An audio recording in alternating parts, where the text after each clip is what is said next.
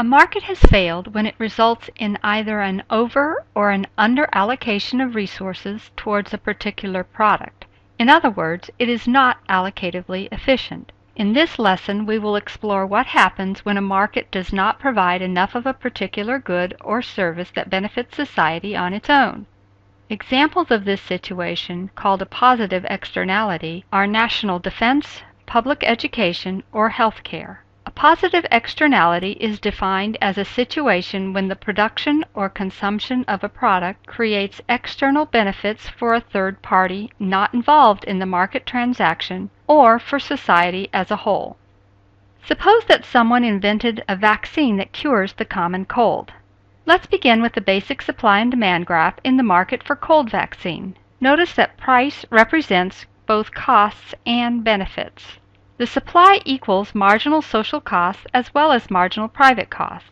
The demand curve is the marginal private benefit to the individual. When mom sends her son to school, she doesn't factor in the additional benefits to other people that might happen if her son doesn't get a cold and pass it around to other kids. She only weighs the benefits of the cold vaccine to her own family.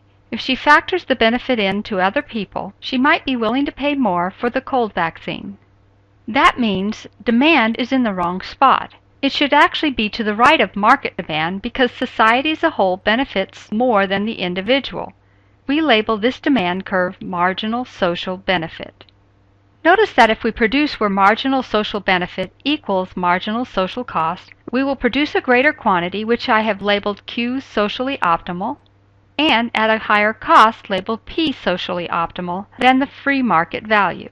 It makes no sense for consumers to buy vaccines at the socially optimal quantity because the marginal private benefit is lower than the marginal private cost, as I have shown by extending the marginal private benefit price over to the socially optimal output.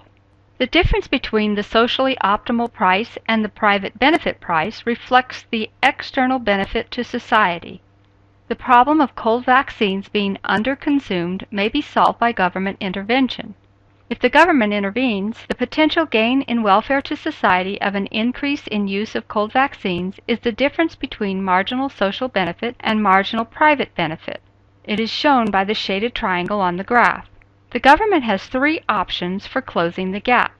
One method is to use positive advertising to increase demand for cold vaccines by consumers. A second method would involve the use of government subsidies to consumers or producers of cold vaccines to move consumer demand or reduce costs for producers until we reach the socially optimal level. If the government chooses to subsidize the consumer, they would send a rebate check to cause a shift in the original demand curve. The rebate would cause more consumers to get cold vaccines. If the government chooses to subsidize production, they would send producers a check to cause a shift in the original supply curve. The subsidy would lower the cost of producing cold vaccine, increasing output and lowering price to the socially optimal level at marginal private benefit. The lower price would increase the quantity demanded of cold vaccines. Any of the three options will help move toward a socially optimal level of output.